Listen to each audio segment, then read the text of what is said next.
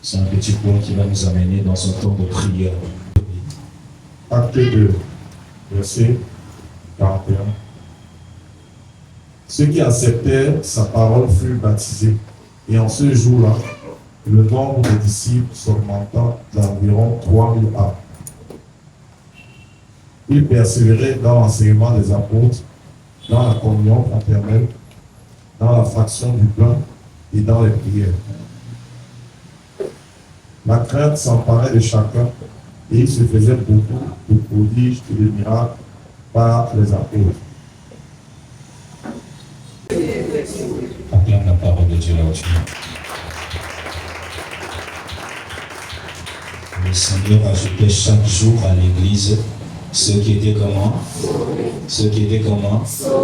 Si c'est au lendemain de la part de la Pentecôte. Voilà pourquoi je suis en train de vous interpeller à comprendre ce qui se passe pendant ce moment, pendant ce temps. Vous savez, bien aimé, ce sera un échec total que de ne pas comprendre les temps, de ne pas comprendre les saisons par lesquelles nous traversons. Quelqu'un me donne la main. Ceux qui sont dans les saisons de Dieu ne se fatiguent pas, ne ressentent pas un épuisement sur le plan spirituel. Ceux qui sont dans les saisons de Dieu reçoivent les ravitaillements spirituels nécessaires pour de nouveaux challenges qui s'annoncent plus haut. Amen. Donc il est clair que nous avons été investis par la puissance du Saint-Esprit et avons aussi, par la grâce de Dieu, moissonné beaucoup. Alléluia. En cette Pentecôte, bien sûr. Donc, cependant, une certaine manifestation, selon le texte que nous venons de lire, bien aimé, à la suite de ce programme de Pentecôte dépendra de notre persévérance dans les enseignements que nous confiera le Saint-Esprit. N'oublions pas la mission de ce dernier, celle de nous conduire dans toute la vérité. Quelqu'un dit toute la vérité. Mentionné pendant la Pentecôte. Alors, dans ce texte que nous venons de lire, bien aimé, il y a 3 éléments essentiels qui ressortent, que j'appelle les moteurs du succès. Quelqu'un dit les moteurs du succès. Il y a l'enseignement. La Bible dit qu'il persévérait dans l'enseignement des apôtres, dans la fraction du pain, ce qui fait appel à une certaine communion. Amen. Non seulement une communion fraternelle, mais une unité avec l'Esprit. Alléluia. Et la dernière chose qui est précisée ici, dans les prières. Quelqu'un dit prière. Donc, note dans ta Bible ces 3 moteurs du succès. Les enseignements, la fraction du pain ou encore la communion fraternelle et la prière. Alors, ces éléments, bien aimés, seront donc les sous-bassements ou encore les fondamentaux qui vont donc meubler ensuite de nos différentes actions au lendemain de la Pentecôte. Amen. Alléluia, bien aimé. La persévérance, dans ces 3 moteurs du succès, va notamment engendrer, comme nous venons de lire, des miracles, des prodiges et bien évidemment la croissance numérique. Quelqu'un dit la croissance numérique de la communauté. Vous savez, bien aimé, la croissance numérique d'une communauté dépend du vrai pâturage et les eaux paisibles que vous avez. Amen. Parfois, on peut se battre sur le plan physique pour garder les hommes. Mais on ne peut pas garder les hommes par nos propres forces. Et on ne peut pas recruter des personnes par nos propres capacités. C'est le Saint-Esprit qui envoie. Si le Saint-Esprit décide d'ici, demain soir, il n'y aura pas de place ici, dans cet environnement pour les gens, s'il veut. Quelqu'un me donne un amen. Je vous le dis en vérité. Vous savez, au fur et à mesure que vous avancez dans les choses sérieuses, le Saint-Esprit va vous exiger une foi sérieuse. N'oubliez jamais qu'il est écrit que le royaume des cieux est forcé. Et qu'on use de quoi? En principe, bien aimé, au départ, quand on jette un filet, les pêcheurs le savent, on ramasse les poissons de toute espèce. Quelqu'un me donne un amen. Mais dans la suite des temps, il y a ce qu'on appelle le tri. Quelqu'un appelle le tri. Quelqu'un dit le tri. Alors les mauvais poissons sont rejetés où? Les plus petits sont comment? Donc j'aimerais te dire, fais tout pour être un gros poisson. Sinon tu ne seras pas mangé. Dans le bon sens, bien sûr. Quelqu'un me donne un amen. Vous savez, ce message passe comme ça. Mais quand la pratique en vient, la pratique, on pleure. On pleure. Vous savez, quand vous avez passé beaucoup de temps avec un frère, avec une sœur, quand cette sœur est le mauvais poisson qui se retrouvait dans le filet, au fur et à mesure que la parole descend, il y a ce qu'on appelle le tri. Quelqu'un dit le tri. Et puis, quand ces poissons les rejetés dans l'eau, l'eau là, c'est le monde. On pleure, on crie. Ah oui, le mauvais poisson restera le mauvais poisson. Combien ont été pêchés au pays d'Égypte?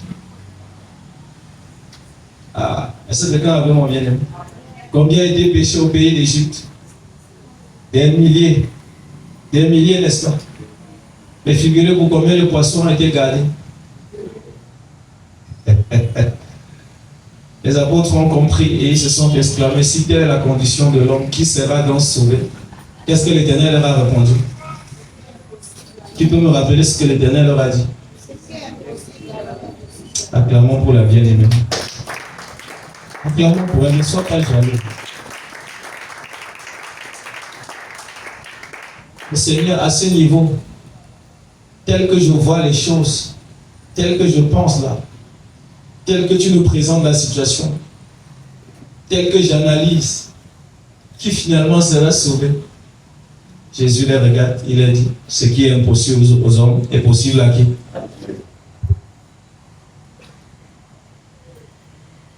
Il y a des choses que j'aurais voulu que ça n'arrive jamais. Il y a des personnes que j'aurais jamais voulu les perdre. Mais je suis un serviteur de Dieu. C'est-à-dire un esclave, l'esclave de quelqu'un qui ne fait pas que sa volonté. Je vous le dis en vérité, si ça dépendait de moi, j'aurais pris mon congé de 1 mois avant de revenir au lendemain de la Pentecôte. Est-ce que tu peux acclamer Jésus?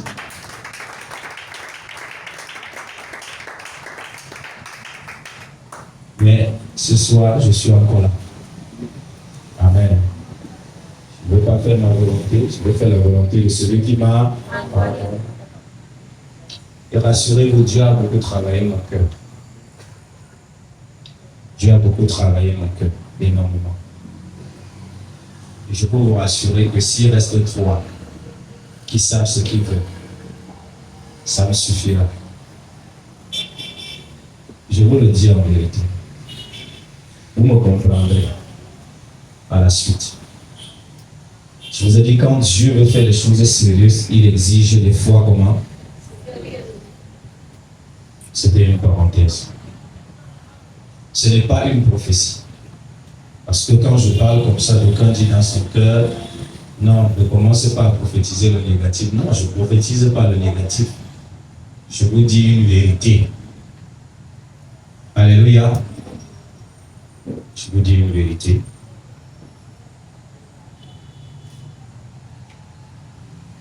Moi, j'ai souvent dit à certaines personnes, quand vous voyez quelqu'un debout comme ça, en train de prêcher, et on te donne la mission de venir le manger, tu penses vraiment que tu vas arriver là, le croquer, le manger, partir. Vous ne vous posez pas la question de savoir quelles sont les batailles que celui-là a même affrontées pour être là debout. Moi, je te dis que si on t'a donné la mission de venir me tuer ou de me séduire, écoute-moi, c'est une mission suicide. Ce n'est pas pour me vanter. C'est une mission comment? Donc, le jour où on a donné ta mission, là, c'est le jour où on a déterminé par quel moyen tu vas mourir. Alléluia. Vous n'imaginez pas les géants qu'on a affrontés. Vous n'imaginez pas les épreuves. Vous n'imaginez pas les challenges. Vous n'imaginez pas. Là où vous êtes assis, là, vous ne pouvez pas imaginer que si ce n'était pas le roi des rois, le Seigneur, vous ne pouvez pas vous asseoir là où vous êtes assis. Alléluia. Évidemment. Vous savez, quand vous arrivez à un autre niveau de votre vie de foi, vous comprenez que votre vie n'est plus très importante.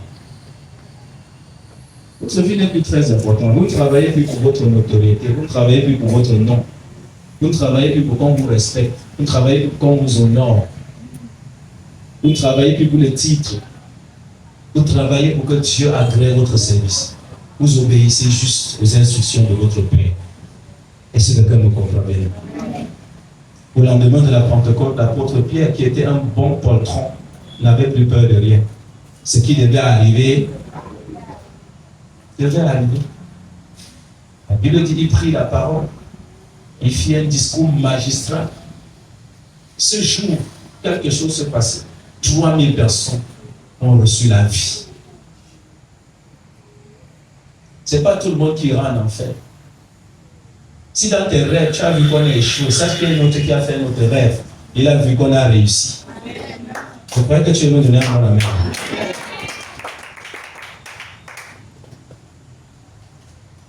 Ne pense pas que ta révélation, même si c'est donné par Dieu, c'est la totalité. Ce n'est pas la totalité, c'est un aspect. Dis, c'est un aspect. Dieu peut te donner une révélation d'intercéder. Toi, tu prends ça et puis tu attends le jugement. Tu attends le jour de l'accomplissement. Entre toi et sorcier, il y a une différence. Quelqu'un me donne un amen. N'écoutez pas ce que seulement le Seigneur dit. Mais il faut être proche du battement de cœur de Dieu. Quelqu'un me donne un amen. Il y a des menaces que le Seigneur profère. Pas parce qu'il veut le faire, mais parce que parfois il se retrouve contraint de le dire. Mais ce n'est pas le cœur de notre Seigneur. Les véritables sentinelles, c'est ceux-là qui ont posé l'oreille sur le cœur du Seigneur. Ils entendent les battements du cœur du Seigneur. Quelqu'un me donne un amen? Vous voyez, en Israël, au désert, il y a eu un moment où le Seigneur dit, rassemblez mon peuple, rassemblez ce peuple, que je les consume par le feu. Et par toi, Moïse, je susciterai une descendance. Moïse a dit, Dieu, jusqu'à ce point, qu'est-ce que les Égyptiens diront? Seigneur, pas ça. Vas-tu détruire le juste avec l'injuste? Si c'était toi, tu allais demander à Dieu, Seigneur, je prends quelle femme? Pourquoi on continue? Quelqu'un me donne son amen? Vous pouvez imaginer être intercesseur, sentinelle, vous n'avez plus de vie. Vous n'avez plus de vie. Le Seigneur a dit, bon, rassemblez le troupe d'Adam, d'Abiram, de Homme. Et puis je vais les juger. Et le Seigneur a enlevé le méchant au milieu des justes. Le Seigneur n'a jamais changé. Il est le même hier, aujourd'hui et éternellement. La Bible déclare que ceux que l'Éternel tueront seront nombreux. Écoute, Dieu tue encore. Vous ne le savez pas. Parce qu'il ne fait pas la publicité. Quand on dit ça, on trouve que Dieu est méchant. Tu iras juger Dieu s'il décide de t'enlever le souffle de vie. Est-ce que tu lui avais demandé avant qu'il t'a donné?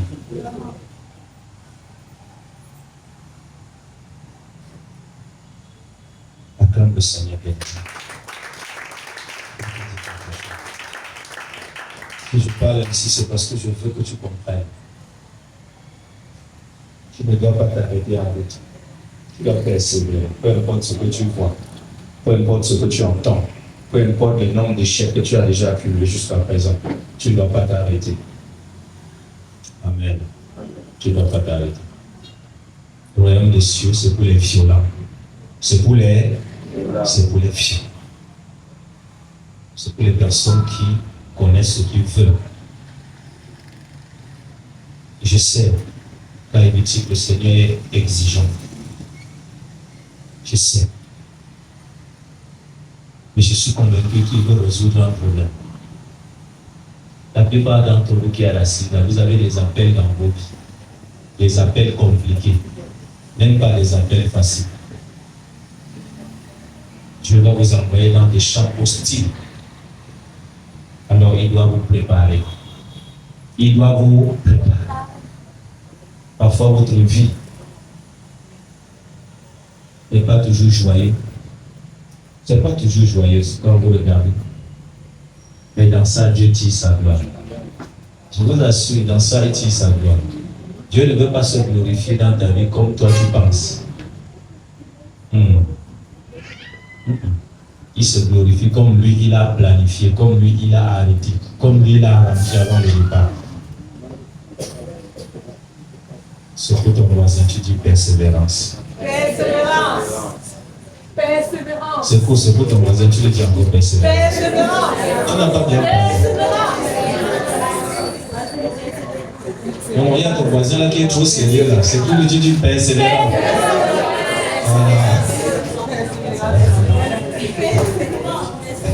Alléluia. Alors je disais tantôt bien aimé que la conséquence de la persévérance dans ces trois moteurs du succès va engendrer notamment les miracles, va engendrer les prodiges et va engendrer la croissance numérique. Quelqu'un dit la croissance numérique. Alors, on va aller prendre un exemple dans Actes chapitre 3 que nous allons lire pour voir un peu ce qui est arrivé à ceux qui ont persévéré jusqu'à la Pentecôte.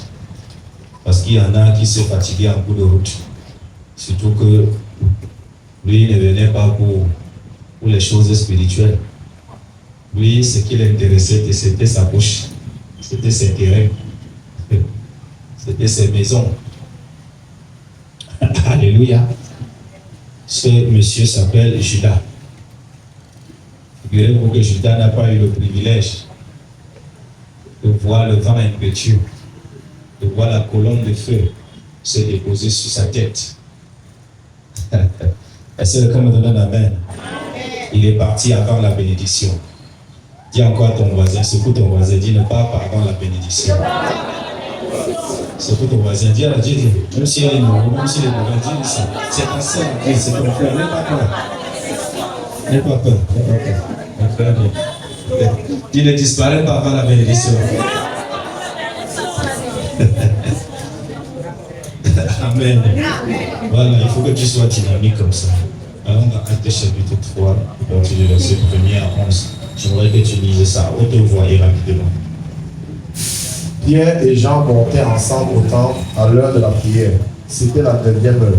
Il y avait un homme boiteux de naissance, qu'on portait et qu'on plaçait tous les jours à la porte du temple appelé la Belle, pour qu'il demandât l'aumône à ceux qui entraient dans le temple.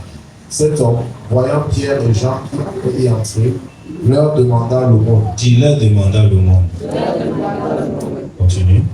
Pierre, de même que Jean, fixa les yeux sur lui et dit, « Regarde-nous. » Il les regardait attentivement, s'attendant à recevoir d'eux quelque chose. Alors Pierre lui dit, « Je n'ai ni argent, ni or, mais ce que j'ai, je te le donne au nom de Jésus-Christ. Lève-toi et marche. » Et le prenant par la main droite, il le fit lever. Au même instant, ses pieds et ses chevilles devinrent fermes. D'un saut, il fut debout et il se mit à marcher.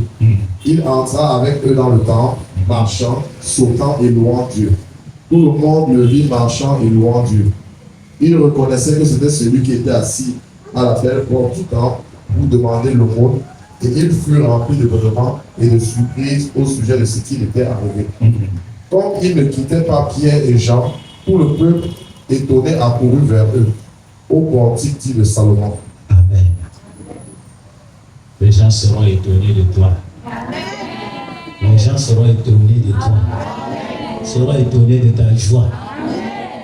Vous savez, vous avez même parfois certains problèmes qui portent même vos noms. C'est-à-dire de tellement le problème s'est incrusté qu'on t'a baptisé par le nom de ton problème. Et dit que ça va changer. Ça va changer. Vous savez, bien aimé, parfois dans la vie, vous avez tellement occupé une position, vous êtes tellement resté là-bas longtemps, vous êtes même déjà habitué à votre situation. Jésus va changer ça. Amen. Ça va changer ça. Il va changer. Écoutez, bien aimé, on vous parle de la guérison d'un paralytique appelé la belle. Regardez comment on l'appelait. On l'appelle même pas son nom. Hein. C'est comme si ce monsieur n'avait pas de nom. On dit quoi? Le paralytique de la... Oui, c'est comme si on a changé son nom, n'est-ce pas?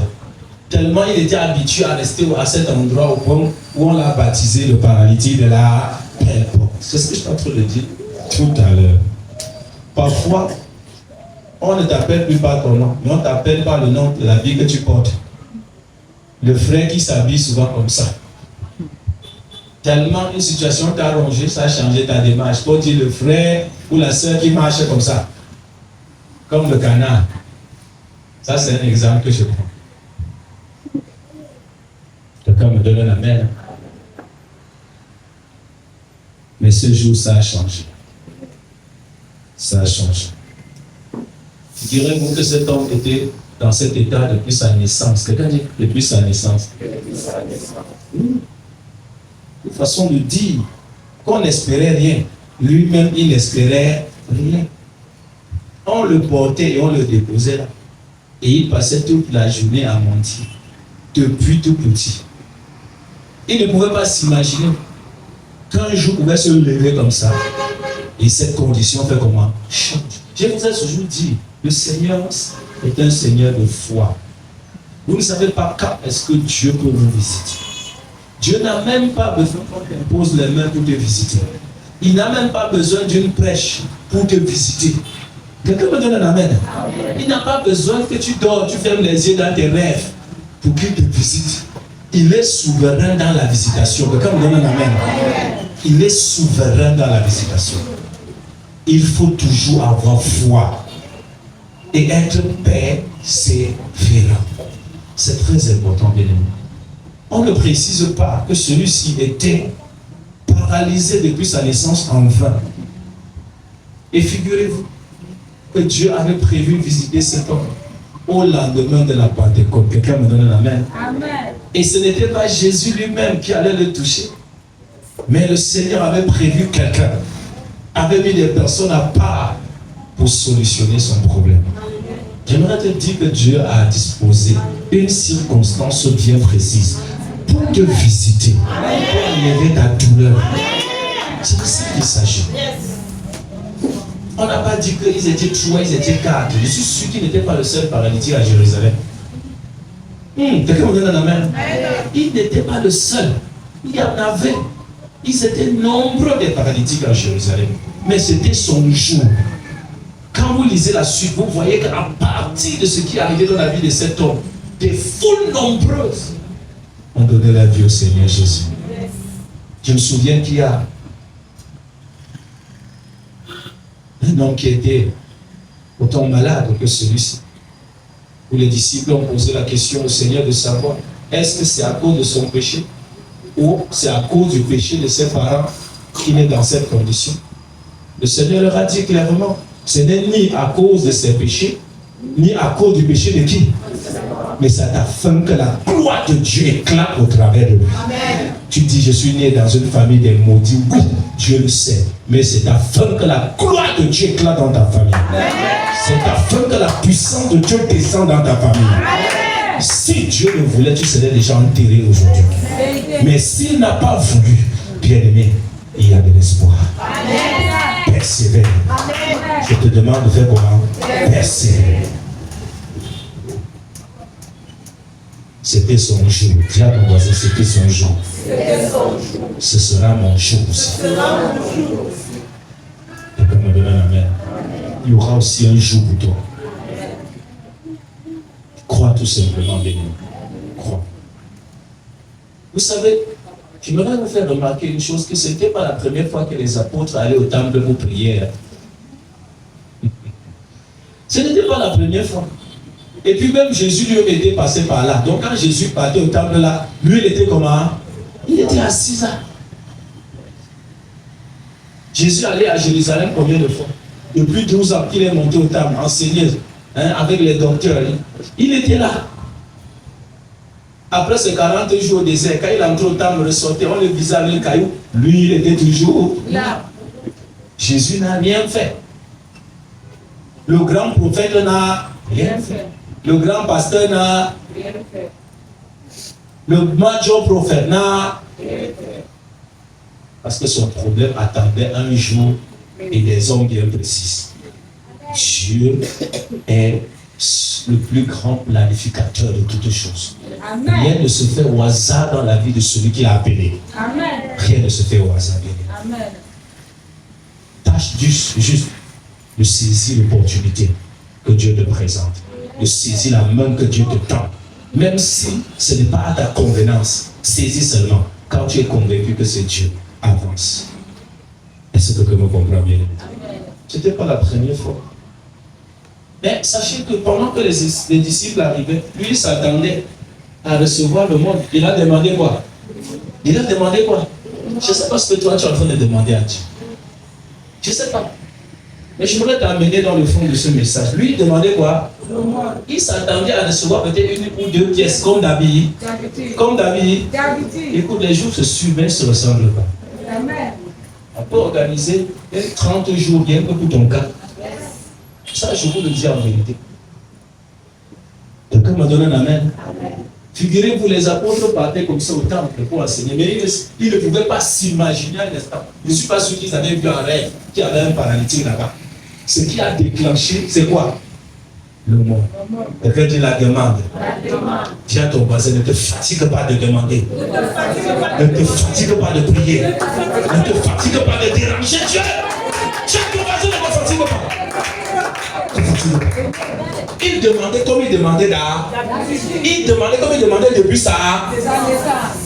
Mais cette fois-ci, Dieu se souvenait de toutes les prières qu'il avait faites, de toutes les demandes qu'il avait faites. Il ne pouvait même pas s'imaginer qu'il devait récolter au-delà de ce qu'il s'attendait. Il ne s'était même jamais imaginé. Il a tendu la main comme ça aux deux personnes, comme ça, simple personne. Dis simple personne. Il s'attendait à une pièce, deux pièces, autre peut-être trois pièces. Là, ces dépôts-là, c'était des pièces romaines. Des pièces avec l'effigie de monsieur César. Quelqu'un me donne un amen. Amen. Mais cette fois-ci, ces hommes lui diront, nous n'avons ni or, ni quoi, mais ce que nous avons. Ça, c'était Pierre et Jean. Nous te le donnons. Au nom de Jésus de Nazareth, tiens-toi sur terre. Et pendant que lui il tardait encore, ne tenez pas là. Que le miracle est arrivé, tiens-toi. La Bible déclare que il se leva sur ses pieds. Et il s'est mis à sauter. Il entra dans le temple sauter. Le sujet de la prédication était basé sur lui le jour dernier. Le même Dieu cette criminelle personne-là, je te dis, ta maladie va appeler les hommes, ta situation va appeler les hommes, ta condition va appeler les hommes, ton témoignage va rassembler des élus. Oui, c'était depuis sa naissance. Il y a des messages que Dieu donne. C'est pour cette raison que je vous dis, soyez connectés. On se moque de toi, peut-être tu n'as pas à manger, tu n'as rien, tu n'as pas de terrain, tu n'as pas de maison. Il n'y a rien jusqu'à ton âge, si tu n'as encore rien bâti, tu n'as encore pas d'espoir. Mais écoutez, moi je vais vous dire une chose. Dis à ton voisin, attends pour chaque chose. Ne vous détournez pas de l'objectif. Que personne n'était détourné de l'ordre. Il était là. Mais pendant la réunion de la Médipa, le mois dernier, le serviteur de Dieu était vraiment perplexe au sujet de la situation administrative de l'Église dans la nation et des persécutions que l'Église a déjà subies et qui est encore en cours concernant l'Église. Et pendant qu'on était inquiet et qu'on débattait, pendant que chacun essayait de donner son opinion, Dans les stratégies, il y a un papa qui m'a marqué. Il a levé la main et on lui a donné la parole. Ce papa dit, au-delà de tout ce que vous racontez, au-delà des craintes qui est dans votre cœur, moi, il y a une chose que je vais vous dire. Il y a quelque chose qui met tout le monde d'accord. La main de Dieu. Quelqu'un dit la main de Dieu. La main de Dieu. Peu importe ce qu'on vous exige, si Jésus descend et que le Seigneur commence à se mouvoir, je t'assure, il met tout le monde comment? D'accord. Il a dit son témoignage. Moi, j'étais un scientifique. Tout ce qui se passait, c'était dans ma tête. Toute chose devait être rationnelle pour que moi je croie. Moi, j'étais au milieu des serviteurs de Dieu, mais moi, je ne voulais jamais entendre l'histoire de l'église, l'histoire de devenir pasteur. Moi, j'étais concentré dans ma science. Et puis un jour, je suis malade et je me rends à l'hôpital. Après des examens, toute la salle était calme. On me fait comprendre que mon estomac a vieilli et que mes poumons sont perforés. Que j'aille faire mes adieux. Il est rentré ce soir. Il n'avait pas prié. Mais il se souvenait que les pasteurs disent que Jésus guérit. Lui, l'incrédule, lui qui ne voulait rien faire, je ne vous dis pas qu'il avait prié. Mais cette nuit, il fit un songe. Un homme vêtu de blouse blanche entra dans sa chambre. Et on dressa une table. On dit, monsieur, vous êtes malade. Et on dit le langage scientifique. Il vous faut une opération immédiate. Il regarde le monsieur, puisqu'il était souffrant, il se laissait faire. On le transporte et on met sur la table d'opération. Le monsieur en blouse blanche le perd et on retire ses poumons et il sort d'autres poumons dans le sac. Il remet là-bas. On change d'autres organes comme les pièces automobiles. N'attends pas encore. On change d'autres pièces comme les pièces. Et puis, c'est fini. Il va continuer dans son sommeil très tranquillement jusqu'au lendemain matin. Le lendemain matin, il se lève. Il respire bien. Tout est normal. Tout est normal. Il se lève, il bouge. Et c'est alors qu'il se souvient du rêve. Il se souvient de quoi? Du rêve. Il court. Il va rencontrer le médecin qui le suivait. Il dit, docteur, je veux qu'on reprenne l'examen. Et puis le docteur se mettant en colère, se fâcha. Mais comment le diagnostic peut être si clair et un matin, vous me soldez à reprendre les examens? D'ailleurs, vous allez payer. Cette fois-ci, sans réduction, il a dit, monsieur le docteur, je paie. Après plusieurs discussions, le docteur enfin valida et puis on refit les examens. Quand monsieur le docteur fait des examens, c'est une bombe atomique. Lui-même, il est dépassé. Il ne comprend rien. Et il se rapproche du monsieur, il pose la question, dites-moi, parce que même médicalement et scientifiquement parlant, ça ne s'explique pas. Qu'est-il arrivé? Et il lui répondit, il y a un homme qui m'a visité la nuit. Le Jésus des chrétiens m'a visité dans mon sommeil. Pourquoi on ne donne pas son nom? Quand il a connu ce témoignage, tout cela que parle de Bagalado, qui était déjà KO. Tout le monde est resté tranquille. Il me dit, je n'ai jamais demandé à être pasteur. Je n'ai jamais demandé à faire partie des créés. Me voici aujourd'hui. Vous voulez que je dise quoi à monsieur le président, que je dise quoi? Moi, ce que je sais, ce que le médecin m'a dit, que vous avez l'estomac d'un adolescent et les poumons d'un adolescent. Quand vous voyez ce papa-là, plus d'une soixantaine d'années, il est debout comme ça. Il est bien, il s'exprime aisément. Il dit même un petit paludien, je n'ai plus jamais rien eu depuis ce jour aujourd'hui. On va célébrer le moment. C'est tout ça.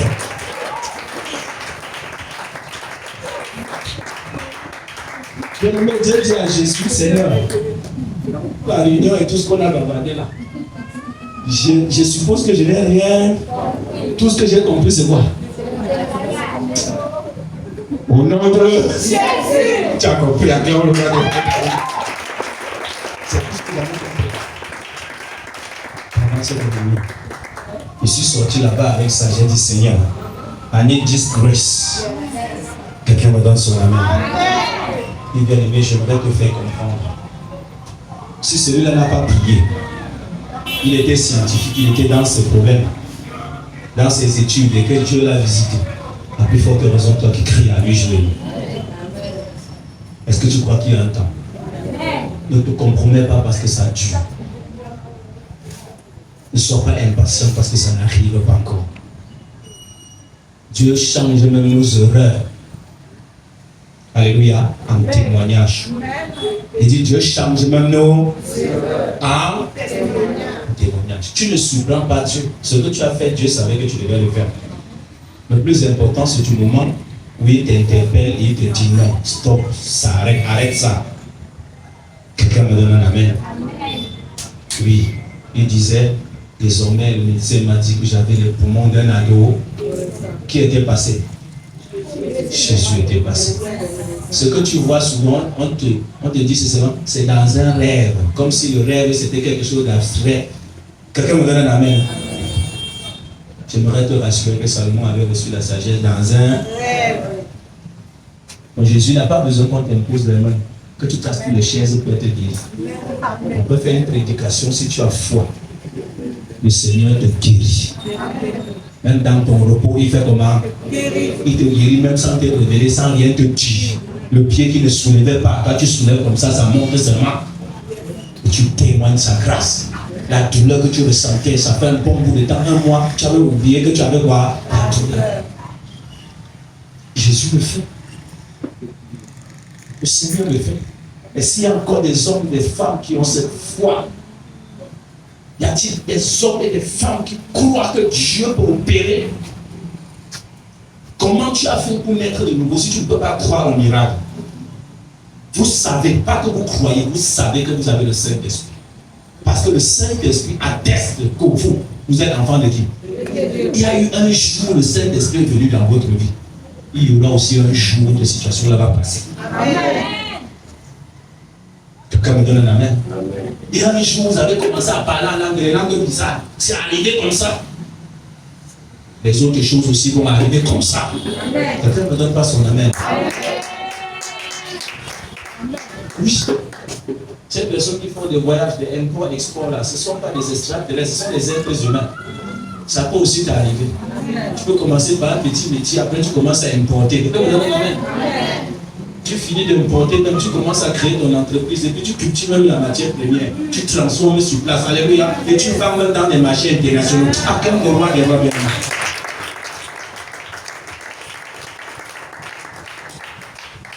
Amen. À ce titre, je n'aimerais pas encourager les paresseux. Je vais profiter de l'occasion pour ouvrir une parenthèse pour te dire ce que tu fais bien. Ne sois pas paresseux. Enfant de Dieu, un enfant de Dieu ne doit pas être comment? Paresseux. Pour le moment, ce que tu trouves, fais.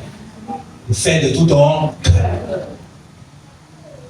Tu ne sais pas ce qui est caché derrière. Tu ne sais pas ce que tu as pris. Amen. Sinon, il y a aussi des personnes que Dieu permet qu'ils ne fassent pas quelque chose pendant un bon bout de temps. Ce n'est pas vrai. Soyez patients. L'Éternel est fidèle. Amen. Amen.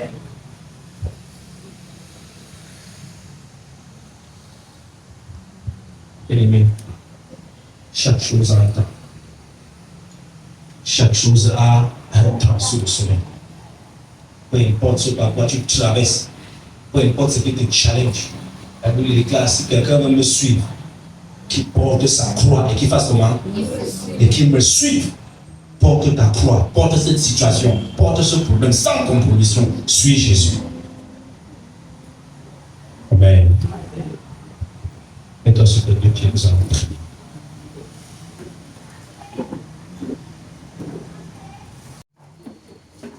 Oh Jésus, Christ mon roi,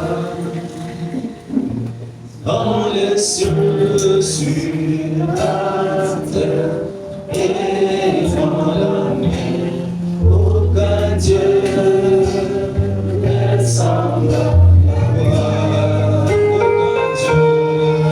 Aucun Dieu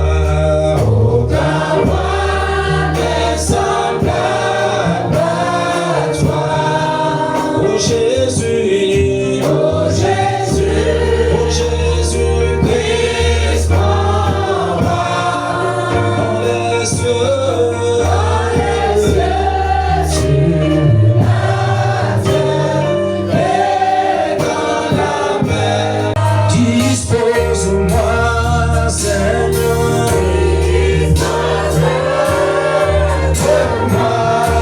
Dis à Jésus, tu peux tout changer. Tu peux tout changer. Dans mon cœur,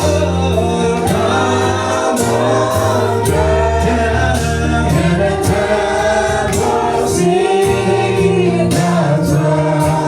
Dispose-moi.